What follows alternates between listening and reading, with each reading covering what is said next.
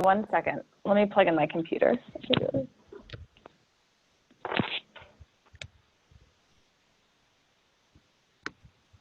And Nikki, it looks like you have a little pop-up down there. Thank you. Sorry, guys. Oh, that's okay. It won't be in the way. So. You can still see the screen though, right? Yeah. Yep. Okay, great.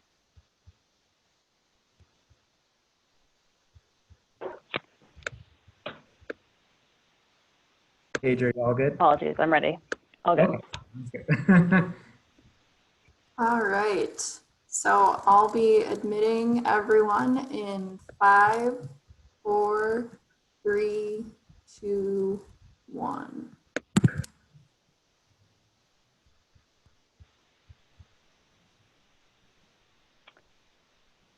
Good evening, everyone, and thank you for joining tonight's virtual town hall hosted by the City and County of Denver and the Denver Department of Transportation and Infrastructure. My name is Paige Colton, and I will be your moderator tonight as we talk about the Denver Community Transportation Network projects. And now a quick word from our interpreter. Hi, everyone. I'm Maite. I'm going to be your interpreter tonight. After this intro, we'll turn on the interpreter function. You won't see it right now, but I'll explain what it looks like. Hola, mi nombre es Maite. Voy a ser su intérprete esta tarde. Después de esta breve introducción, vamos a encender la función de interpretación, la cual aún no pueden ver, pero la verán apenas la encendamos. So at that point, you should see a globe at the bottom of your screen. If you are on a cell phone, you should see 3 dots, and you should see interpreter options there. Select your preferred language, and you do have the option to mute the original audio if that becomes a distraction. Cuando comencemos esto, en la parte inferior de su pantalla deberán ver una esfera. Si están en su celular, pueden oprimir los 3 puntos y ahí mismo pueden ver la opción de interpretación. Por favor, visiten esta opción y elijan su idioma preferido. También tienen la opción de silenciar el audio original si eso les distrae. Please speak one at a time. Be aware of your case and make sure that you are speaking clearly and that you are muted if you are not speaking. Por favor, de tener presente su velocidad, de hablar claramente y de hablar uno a la vez. Y si no están hablando en ese momento, mantengan su micrófono en silencio. Okay, we're good. Eso es todo. Thank you so much. So we currently have about 36 participants that have joined us so far to discuss a new approach to mobility planning in your neighborhood called the Community Transportation Network. Some attendees tonight may have already joined us for a prior meeting, and for others, this may be your introduction to the process. You can view our previous meeting recordings and meeting boards for the one meeting that we hosted in person before COVID-19 on the project website. You can access that at bit.ly/Denver Moves Networks, and that's bit.ly/Denver Moves Networks. We do want this to be interactive, so please ask questions by clicking on the chat icon at the bottom of your screen. Make sure the To dropdown is set to questions. And if you're viewing the presentation in full screen, you may have to minimize back to the normal view to access the chat box. We will be pausing at certain times to answer questions, so feel free to throw your questions in there as you have them or wait till we have these Q&A sessions.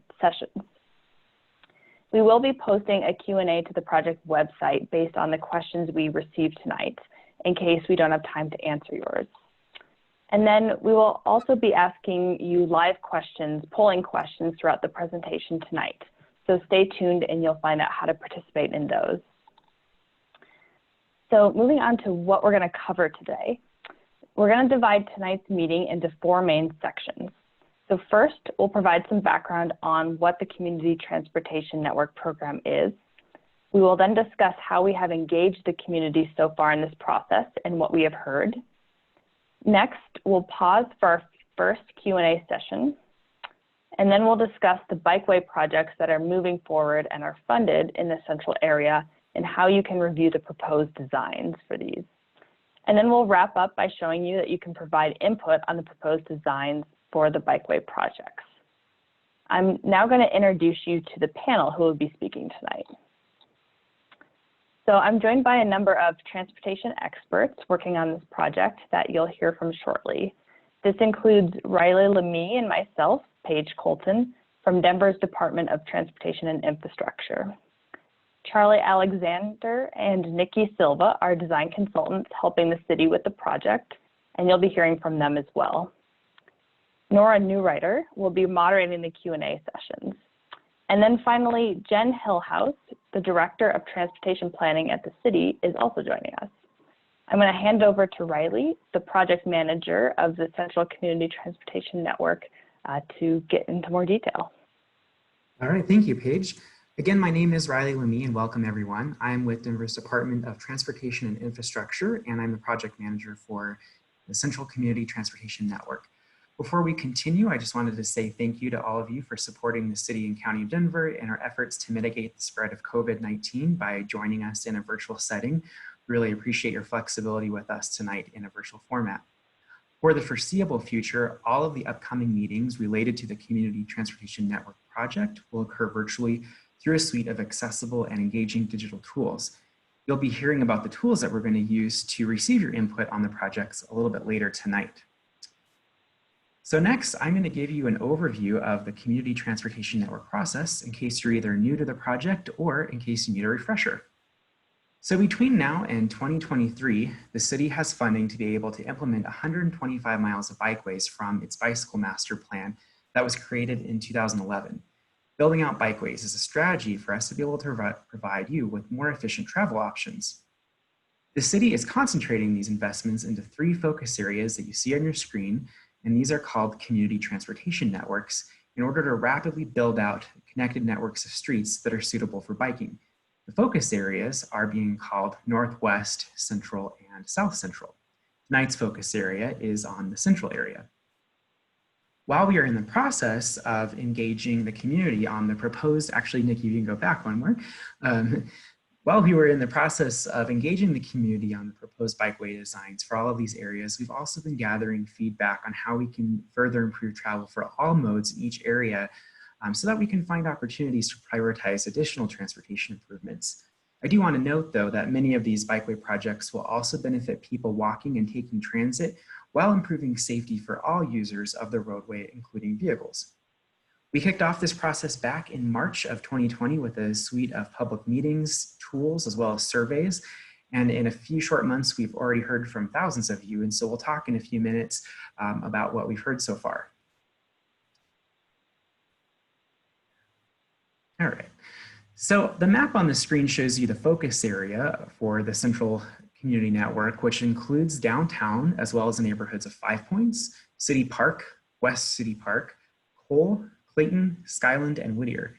The highlighted sections of the map show the corridors that we have funding for the design and construction of some type of bikeway improvement. And we have proposed designs for each of these streets that we'll be seeking input from you on. You might be wondering how these projects were identified or how they were selected.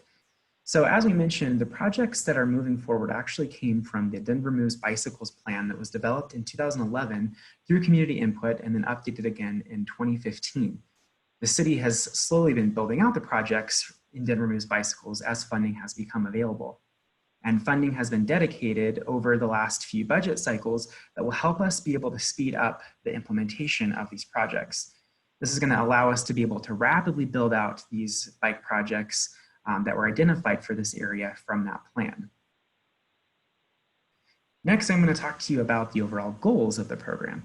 So first and foremost, it's to improve safety. Our city has committed to something called Vision Zero, which is our commitment to eliminate traffic-related deaths on Denver streets. Our second goal is to encourage mode shift by helping people be able to have more transportation options.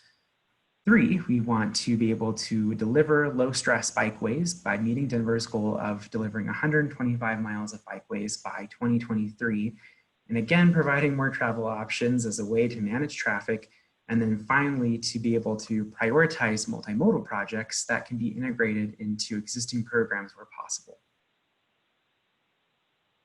As I mentioned to you already, the project is moving on a very rapid timeline, so we're trying to deliver these bicycle projects by 2023. So while the program is initially focused on implementing bikeways, again, because that's what we have the funding for, that will be a key focus of the meetings over the next couple of months. After hearing input on the bikeway designs, this will transition into an engineering phase. And later in this process, towards the late summer and fall, we'll then be coming back to you to be able to address some of the other concerns that we've had, or that we've heard from you about the other travel modes. So we have the capability of doing some live polling. So we're going to pause for a quick second and ask you guys a question. So in just a second, you should see something that pops up on your screen. And so the question that is on here is, which neighborhood do you currently reside in? And so there you'll see that there's some options. And we're going to give everyone just a few seconds.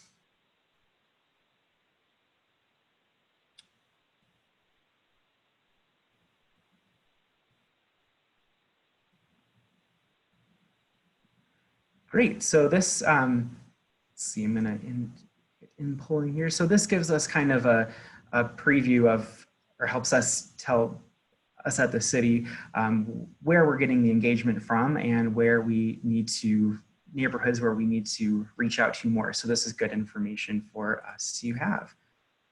So you should see the results that are popping up on your screen, and we'll move on now to another question in just a minute.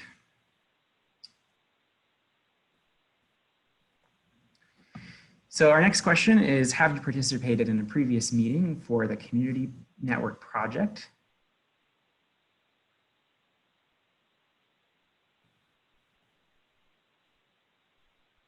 We'll give everybody a few more seconds.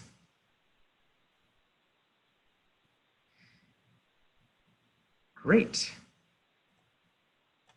So it looks like the majority are people that have participated in this process so far. So, but we also have about a quarter of you that this is the first time that you've heard about this project, or our first time that you joined us in this process. So welcome, and thank you for your participation tonight. And then we're going to ask one more final question before we move on, and that is, how do you travel around your neighborhood? And you can select all that apply. So this is a multiple choice question.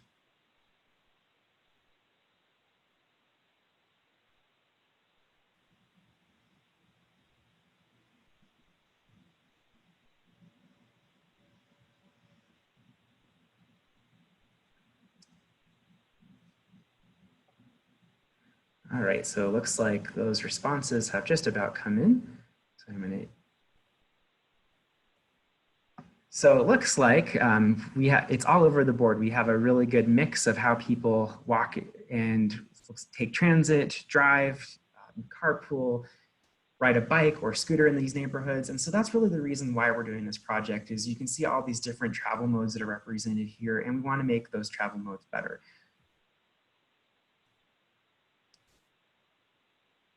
All right, so next we're going to move on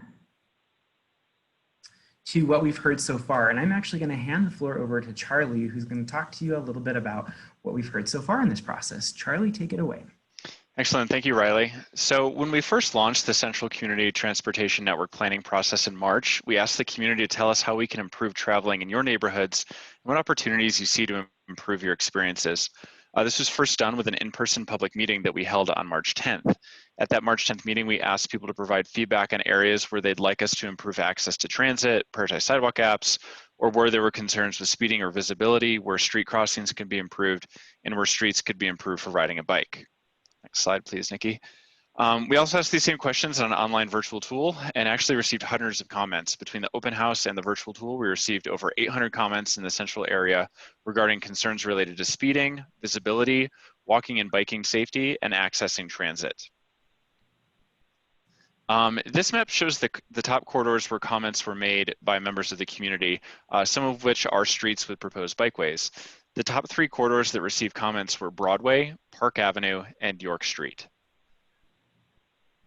For example, we received several comments about east-west streets in the City Park West and Whittier neighborhoods and connectivity to City Park. Some of the proposed bikeway improvement projects, such as those on 21st Avenue, 25th Avenue, and 28th Avenue, will address some of these comments. In downtown, we received several comments regarding perimeter streets such as Spear Boulevard and Broadway, but we also heard about streets within downtown like 16th Street and 17th Street where bikeway improvement projects are planned. These comments will help us improve designs on streets where bikeway improvements are proposed. However, as I mentioned, many comments were made on streets where bikeway improvements are not proposed. Our approach for these streets is to organize this feedback to identify transportation projects that could be accomplished through other funding programs, such as the safety, sidewalk, and transit funding programs. That work will occur later this summer. And at this point, we're going to pause for a quick question and answer session, and I'm going to hand it back to Riley and Nora, who are going to facilitate that for us. Thanks, Charlie. So Nora, I'll let you take it away with any questions that we've been getting so far. Yeah, thank you. We do have a question from Joel. I'm gonna read the parts to you.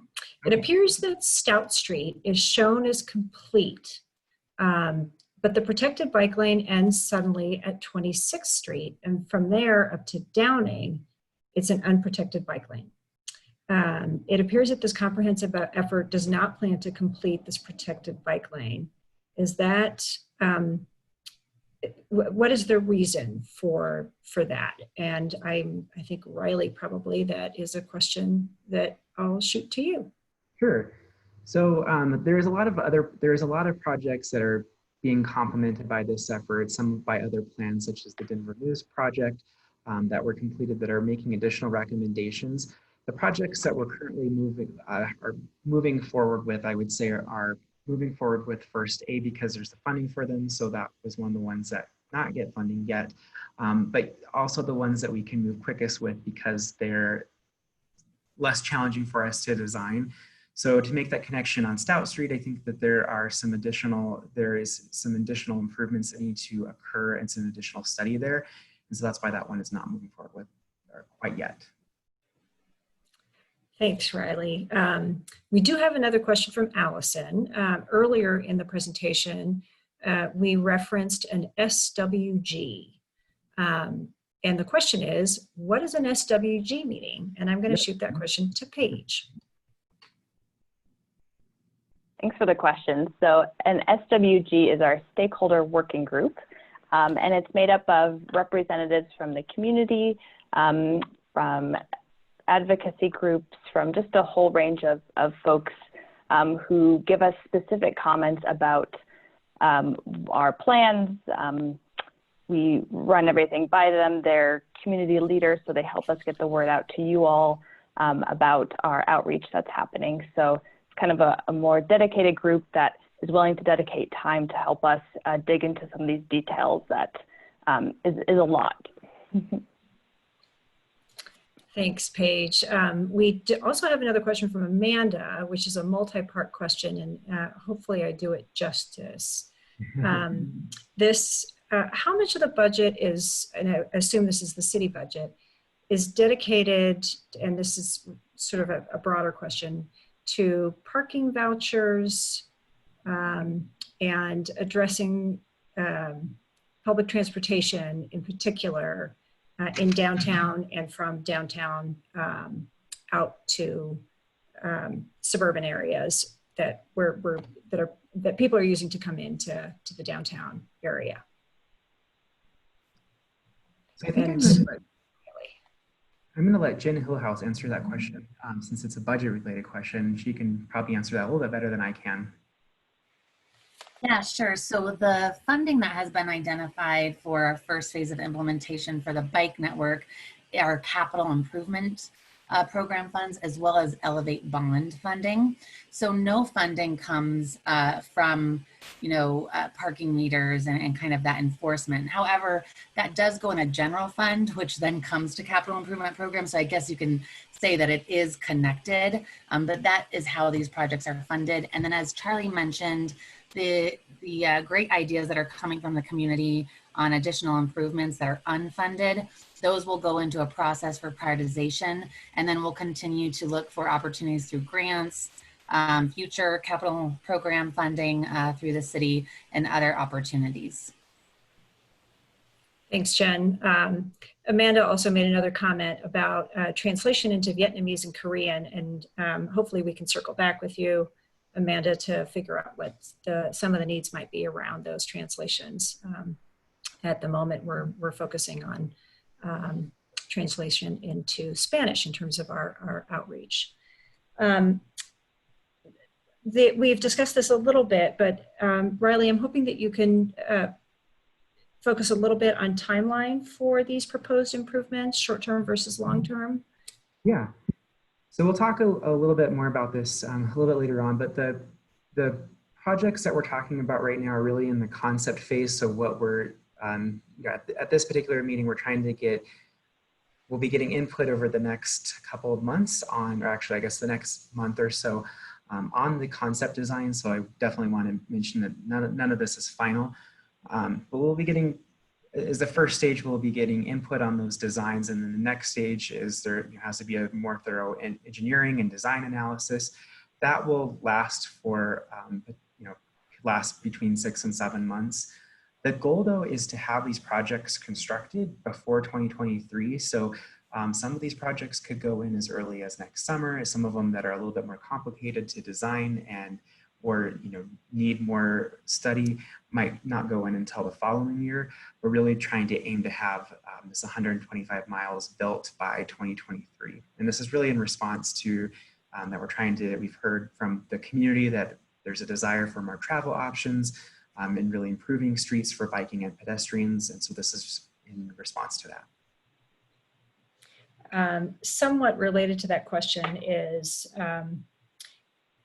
Denver Moves Bikes really identified some of these routes, but it's at this point an older document that has been updated once before. Is there an opportunity to increase bike-friendly routes beyond what's currently identified? There absolutely is. So, and that's a great question, and I'm glad that it got brought up. So, while we're really focusing in kind of the next couple of months on the projects that we have funding for, one of the goals is that we confirm that network that was originally identified from the 2011 plan, and that if we find additional opportunities to recommend future bikeways in later phases. So, for example, if there's a street that there's a strong community desire to improve for biking, we can come back to that in the longer term. Even though we might not have funding for it immediately, it can still move through our process so that it gets solidified in our plan and is a project that we can look for funding for in the future.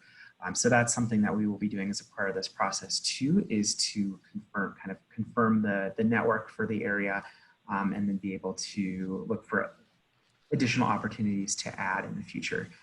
And Nora, I think we have time for one more question before we move on to the next, move on to the next slides. One of the questions that has come up with some frequency in this forum and others is, what's the opportunity for keeping shared or open streets that have been part of this pandemic response and making them a more permanent part of the landscape? So that's another great question, and we are having a lot of conversations about that right now in Dottie, about how we can keep those. And I'm gonna actually let Jen answer that, just because I know she's been having a lot more broader conversations about how that's going to work in the whole city. So Jen, do you mind taking this question? Yeah, sorry, can you repeat it one more time? So the question is basically what our plan is for keeping some of the shared streets that have resulted from the COVID. Yes, okay, great. Yes, we have gotten a lot of support for the shared streets and kind of the response to COVID and ensuring that, and for those that aren't familiar, we have closed some of our streets through traffic to allow for more space for people to walk and bike and recreate. So you can see these throughout the city, even in Montbello and on the west side along Irving, in addition to kind of the central area that we're talking to now. And so that the thought is that these will be in place through September. And we're continuing to monitor them, as traffic continues to increase. Safety, of course, is our first and foremost, and we want to keep that in mind to ensure that we're providing safety on our streets, but also room for people to recreate. And after September, continuing to think about what those look like, and then shifting from the shared streets and how we start to think about a more permanent network. A lot of what you're seeing today, what we call the neighborhood bikeways, could also be like a shared street or healthy street in a more permanent way. And so this program will work to advance many of those similar treatments on our streets. And we're trying to figure out ways to even accelerate more than we already have identified to implement these improvements. So looking at early 21 to see what those opportunities are. Great, thank you, Great. Jen. Yep. I'll hand it back to Riley for the next part of the presentation. We have some other questions in the queue, but we'll get back to those. Great, thanks, Nora. So before the question and answer session, we heard from Charlie about what we've heard from you so far. And so now we're going to talk about some ways that you can continue to stay engaged. And I'm going to also talk to you about how you can provide input on these individual projects.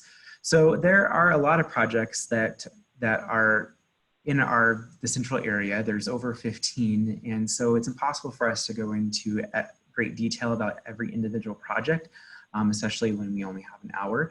And so because of that, we produced a tool that's called the story map, and that can be accessed on the website, which is, Paige mentioned this earlier, but it is bit.ly/Denver Moves Networks.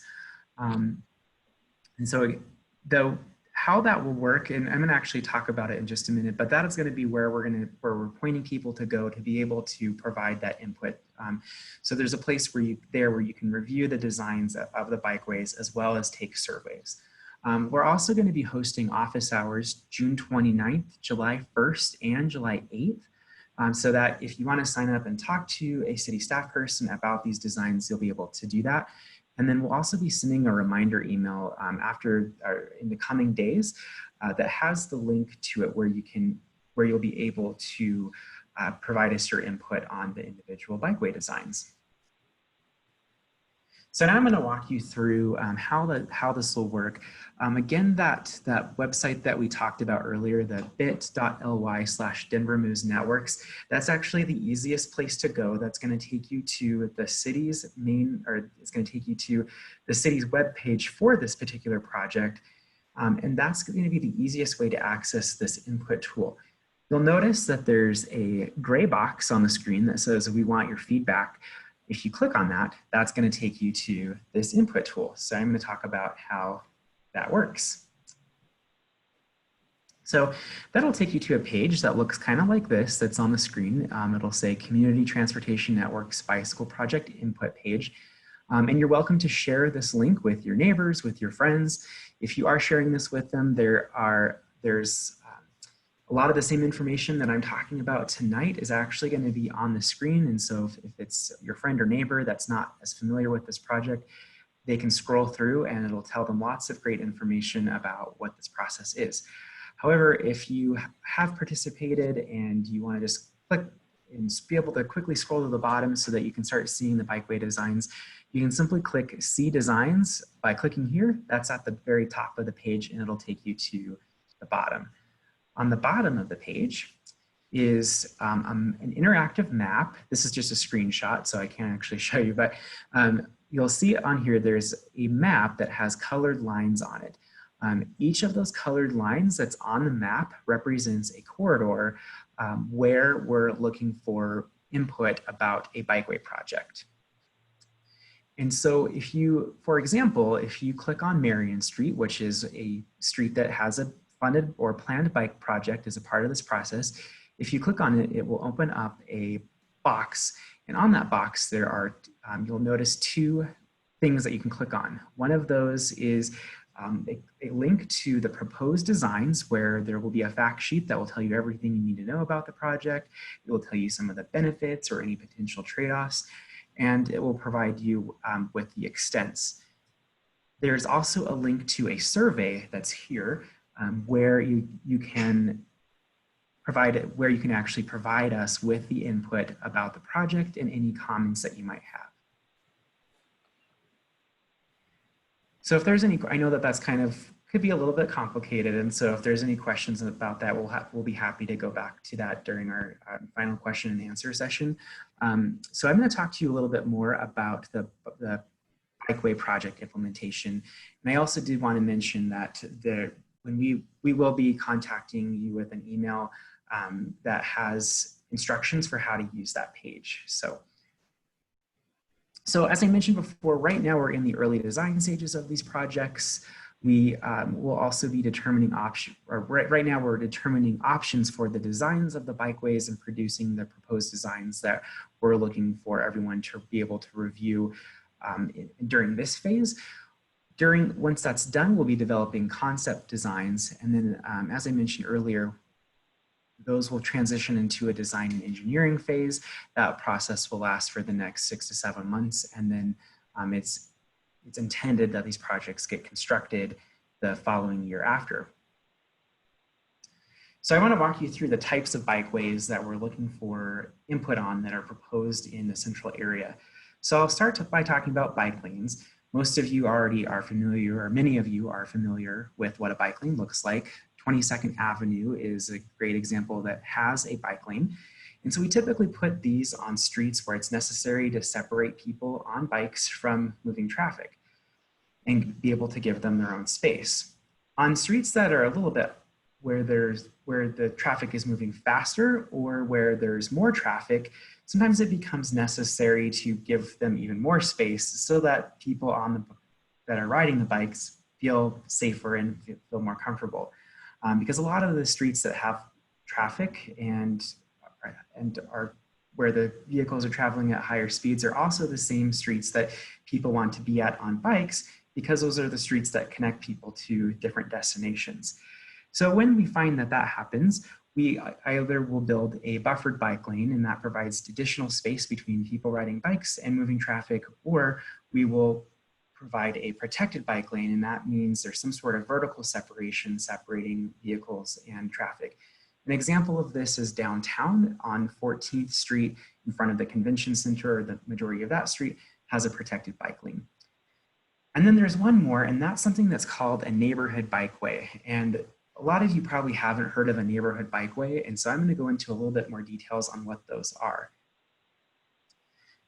So neighborhood bikeways are typically streets that have lower volumes and they have lower speeds. A lot of times they're on residential streets, but they are really meant to prioritize people walking and people biking. So a better name for them is actually, even though they're called a bikeway, a better name for them might be a healthy street or a shared street, as Jen mentioned earlier. So again, these are meant to be shared streets that are intended to calm traffic and discourage speeding and restrict traffic while prioritizing people riding bikes and people walking or rolling. And there's a number of ways that we do that. And that can be by making the intersections more safer to cross, by again, discouraging traffic, increasing the visibility so that it's easier to be seen crossing the street or to be seen by others.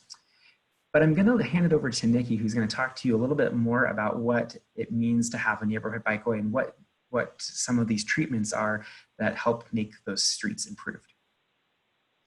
Yeah, thank you, Riley. Thanks for that kind of kickoff there.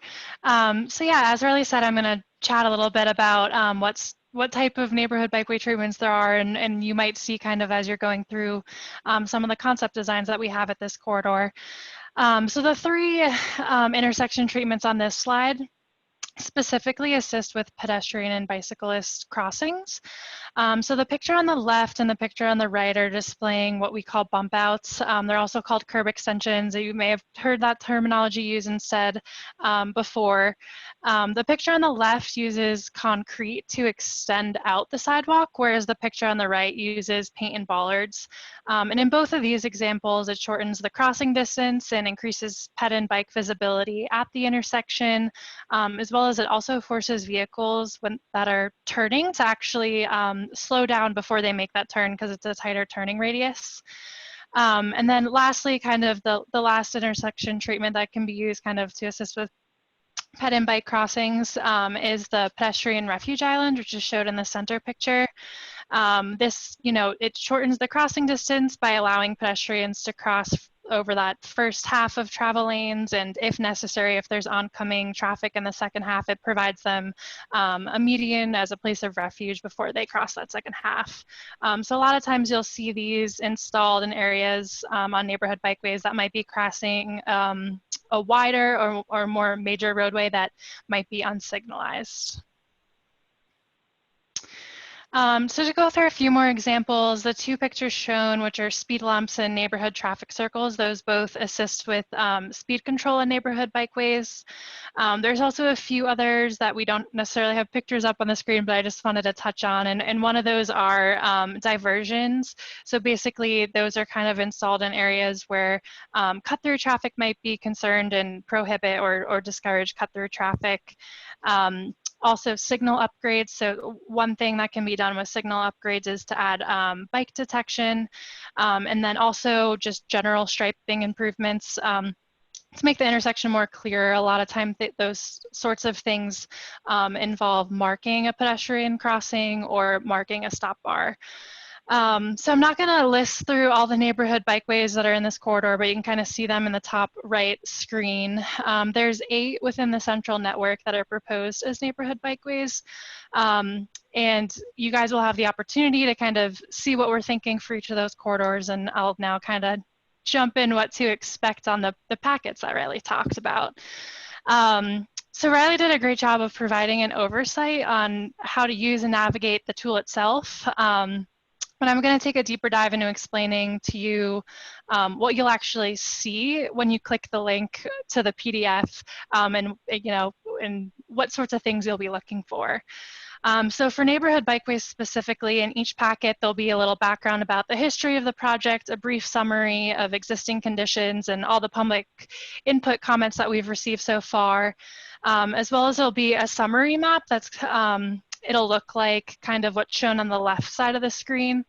That'll display each of the neighborhood bikeway treatments and locations that we're proposing along the corridor, just to to reiterate there, like, not saying this is final, that this is our proposed design, and we want your feedback to make sure that it makes sense. So then you'll also see in the packets a concept design of each intersection along the corridor. In this specific example on this slide, I'm showing Gaylord Street, so you'll kind of see the whole summary of Gaylord Street as well as what you'll see at each intersection. So the concept design, what's existing and what's proposed, and just to kind of reiterate, when you open up the packet, you'll kind of see what this intersection piece looks like for every single intersection on the corridor, not just one or not just a few. It'll be for everyone along the proposed corridors. So for the bike lane projects, there's several that are in our network that are just standard bike lane, buffered bike lane, or protected bike lane. You can kind of as well go through these packets and hopefully review and provide your comments to us.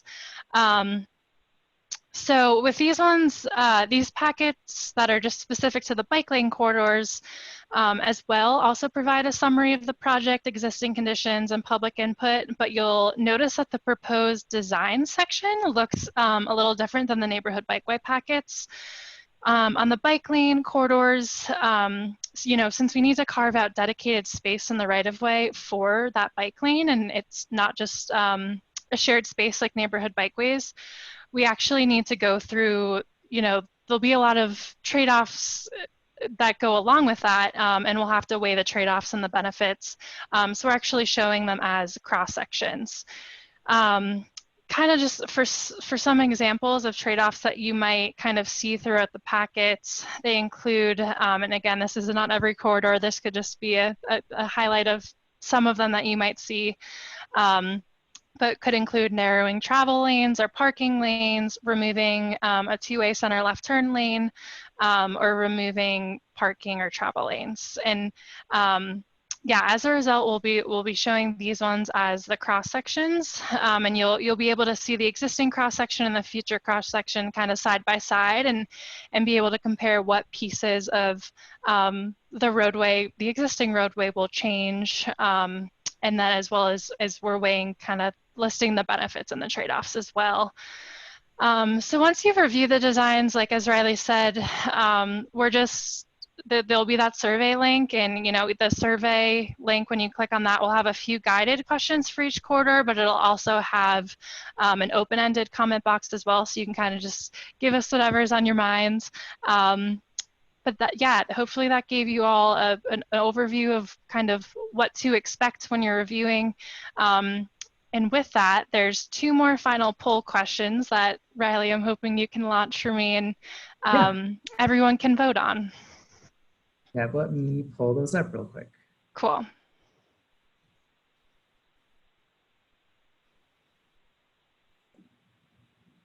So our next question is about why you're interested in this Central Community Transportation Network.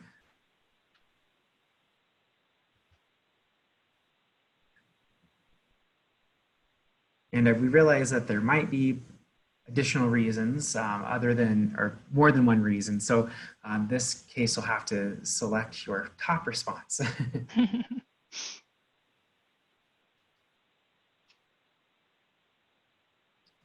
We're just going to continue pausing while we wait for those responses to come in.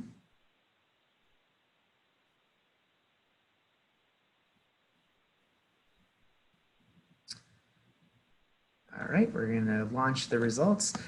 So it looks like the majority of the folks here are residents, but also a lot of people that run errands, are enthused bicyclists. So we have a good mix of people that are representing us tonight, also people that work in the area or are a business owner. So again, a lot of these projects are meant to benefit everybody, and so it just kind of goes to show that there's definitely a mix of folks that are interested in these projects. We have another question, so I'm going to post that one, and that one is, when designing bicycle projects, please identify your top 2 most important priorities. And this is multiple choice, so you can pick up to 2.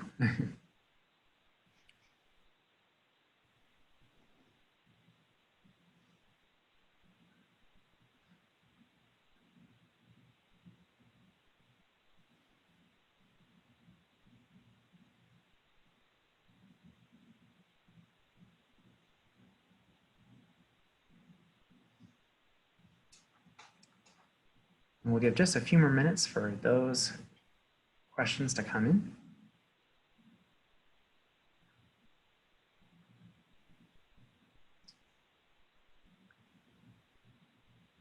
All right, I'm going to go ahead and share the results. So overwhelmingly, one of the top priorities is increasing safety for bikes and pedestrians. So that is one of the top priorities of these projects, are to increase safety. Again, the city has a commitment to Vision Zero and eliminating traffic deaths, and these are part of our strategy to be able to provide safer streets for everybody that uses them. Also, that we looked at the option of having routes that are simpler to use, as well as fast implementation. So that's what this is all about. This is the first time that the city has implemented this many bicycle projects all at once. So this is definitely, it's exciting, but it's also something, again, that we're trying to push to help meet our goals of being able to provide our residences and everybody that plays and works in Denver with more travel options. So I'm going to use we have about 15 minutes left, and I'm going to use these last 10 more minutes to answer an additional round of questions. So Nora, I'm going to hand it to you, and if you can tell us some of the additional questions that we've been getting, that would be great. Thanks, Riley. We actually have a question, a very specific question about Arapahoe downtown between 21st and 22nd, which has very real parking problems. One of the issues seems to be a disconnect between the striping and the signage. And are there plans to reduce the parking conflict issue at that location? I don't know if that's something that you can answer, Riley.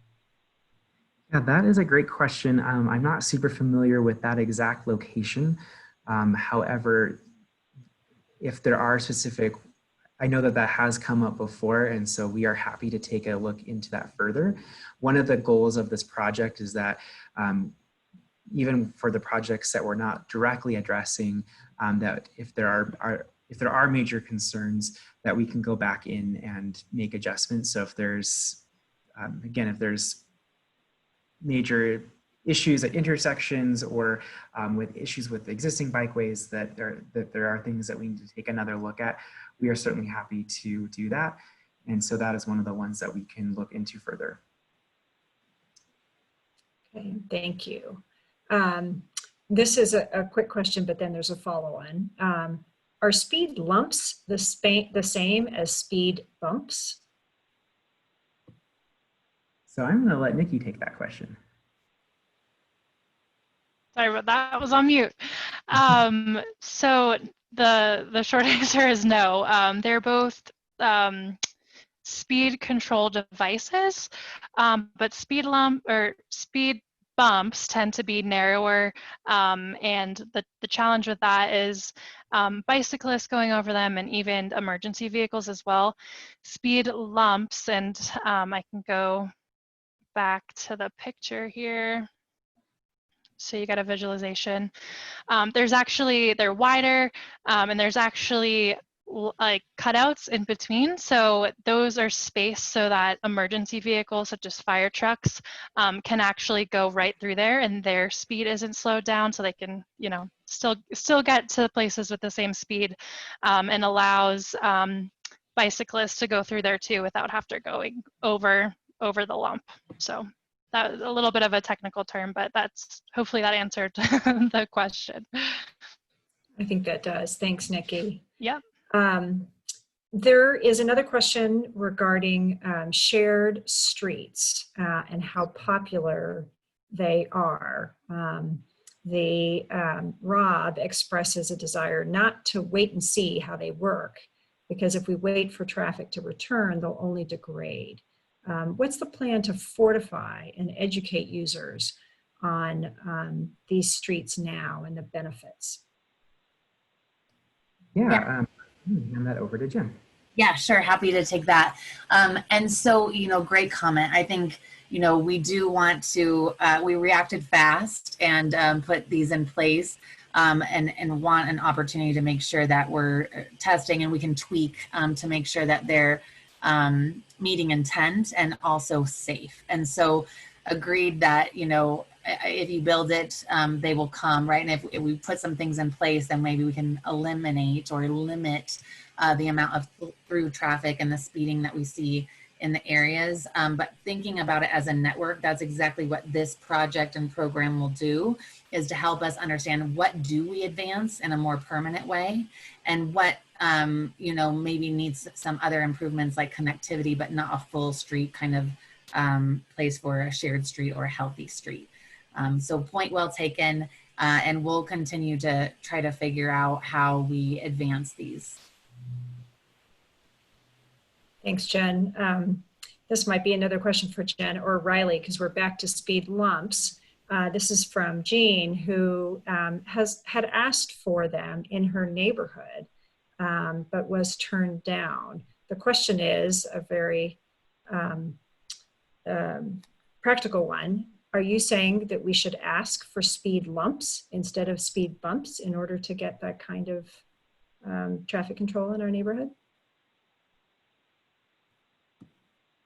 Jen, do you want to take that question? Yeah, sure. Happy to. So we have, you know, the city is always advancing, and Dottie is really focused, you know, on mobility, and we have for a while, but now the mission has been very clear, and mobility and safety are in the highest priority for us to advance.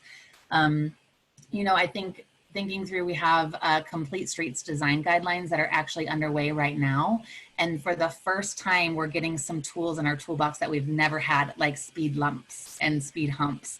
And so in the past, when we've asked, we didn't have that tool as Dottie. We didn't have ability to implement some of these traffic calming devices. And now with the complete streets design guidelines coming up, we've been able to clear and kind of get buy-in to that these are good tools and they need to be considered. Certainly from an engineering and technical standpoint, they don't work everywhere, right? So we have to be considerate about where they're placed and make sure that they don't impede the safety and kind of work against what we're trying to do.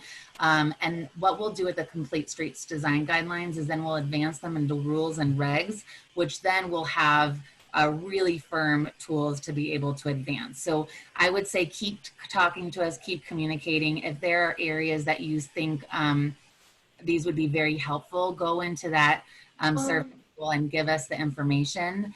And I believe Riley and Paige, right, is that's still open and they can comment that way, because that's exactly the information that we're looking for through this process. So appreciate the feedback. Yeah, and I just want to add, one of the other things that we're looking at as while we're addressing the bikeway projects now, as we mentioned earlier, we're also looking at some of the larger neighborhood and how we can improve safety on some of the other streets.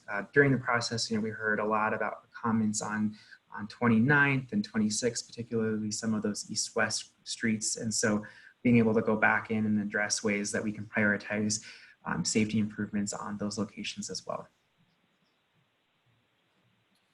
Thanks, Riley. This is a question from Elise, who indicates that she sees a real lack of north-south paths in the central area. Are there any thoughts regarding extending the South Central Washington or Clarkson paths north? So currently, one of the projects that we're looking at is looking at Marion Street as an additional north-south connection. And this is something that where I would say that the original 2011 Denver Moves Bicycles plan definitely lacks in those north-south connections. So one of the things that we are looking at as a part of this process is ways that we can at least recommend when future funding becomes available, ways that we can extend, be able to extend or build out more north-south connections. I don't know the exact streets that have come up, but that's something that we definitely heard a lot in the East MPI process, was definitely that strong desire for more north-south connections. There was a strong desire to improve Franklin Street, for example. And so we are going to be continuing to look at ways to be able to improve those. And Nikki and Charlie, I know that this question came up a lot before, so if you have anything to add, feel free.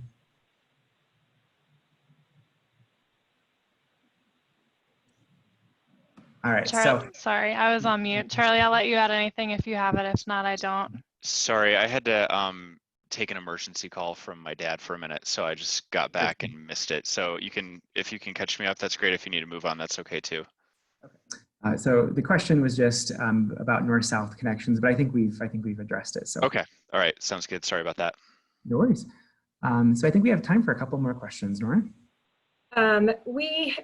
This is can you address the relative, this is a question from a cyclist regarding bump outs, and can you address the relative safety of concrete bump outs versus painted bump outs?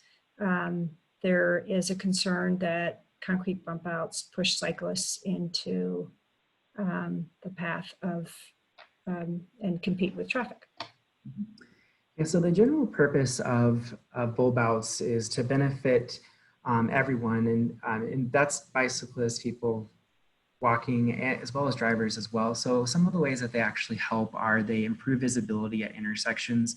They're also meant to slow down turning movements, so to be able to slow down traffic, which is sometimes some of the places that we see crashes occur is from turning vehicles. So by slowing them down at intersections, that is one of the ways that a bulb out will benefit that, and therefore benefit someone riding a bike as well.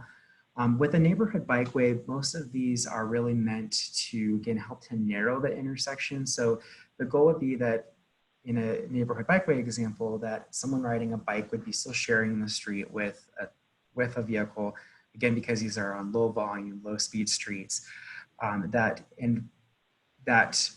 bulb out further makes that street safer by, again, narrowing the street, which discourages speeding. I don't know any information about whether concrete versus bulb out, or whether concrete or painted ones are safer. And Nikki, feel free to jump in here if you have any other information, since you're kind of the engineering expert in the room here. But we do see that they have similar effects. Riley, I can chime in for a second on that if you'd like. Sure. Just one, principle in bulb out design like that is most typically bulb outs are on streets that have on-street parking. So what we see is that when the on-street parking stops to provide sightlines at the intersection, you're kind of left with that large area of space. And as Riley described, filling that in with something, whether it's concrete or bollards, helps slow turning vehicles and can help shorten crossing distances, improve visibility. A couple just principles we generally adhere to is we do not extend bulb outs into bike lanes so as to narrow the bike lane, whether it's with bulb outs or concrete. That's something we definitely avoid doing. There's certainly bad ways of designing bulb outs, and that's something that we don't want to do in an installation or in an instance like this. And in terms of relative safety between bollards and concrete as it pertains to bicyclist safety, so long as the overall footprint is appropriate. I'm not aware of any research out there that's substantiated a difference in safety, but certainly to the question asker's point, there's a good way of doing it and a not so good way of doing it. Then we'd certainly be aiming to do it the right way here. Great, thank you for that, Charlie. So Nora, we have time for about one more quick question. With regards to neighborhood bikeways, one of the questions is, it's not always, these are supposed to be streets that are not as heavily traveled, but it's not always clear to cars or people driving in vehicles that they share the street with cyclists and pedestrians. What are the efforts, what would be the efforts around educating drivers that they're occupying a shared street? For sure. So that's a really great question. One of the tools that makes a neighborhood bikeway is by adding striping and signage on the roadway. So neighborhood bikeways, whether they're called neighborhood bikeways or healthy streets in the future, will have signage on them that indicates, and it'll be branded signage that indicates to both drivers as well as people on bikes and pedestrians, for that matter, that it is a shared street and that it is intended to be shared between all modes. There will also be additional pavement markings that kind of remind drivers that yes, there are that the street is shared. So those are some of the ways that we will try to educate everybody on the street, or more people on the street, that these are intended to be shared and that the streets belong to everybody on those streets. And then if I could just add, the marketing of them, if you will, are very important and crucial, but the design components maybe are even more important. So as we put in the diversion at the intersections, so think of the barricades on the shared streets, if you're familiar with those. We'll be putting those in some of these areas in a more permanent way. So you're almost eliminating how much traffic can actually go through the street, and you're really localizing it to local traffic. And other things like the traffic calming that Nikki explained, the speed humps and lumps and the chicanes that work to narrow the roadway. So that, in addition to the signage, we're really hoping to get meet the intent of the reimagined street through design. Thanks for that, Jen. And thank you, Nora, for facilitating the questions. So we are about all out of time tonight, but I just wanted to close us by saying thank you so much for joining us again in the virtual meeting. We really appreciate you taking an hour out of your Thursday evening to be able to join us tonight. Please help us to spread the word about these projects as well to your community and to your neighbors and friends. The more input that we get, the more we have these projects that are truly representing the needs of the community. So with that, we want to thank you again for joining us, and we will be sending an email to everyone that if we have your contact information, that will be providing more information again about the projects and how you can stay updated on our website. So with that, thank you again for joining us tonight.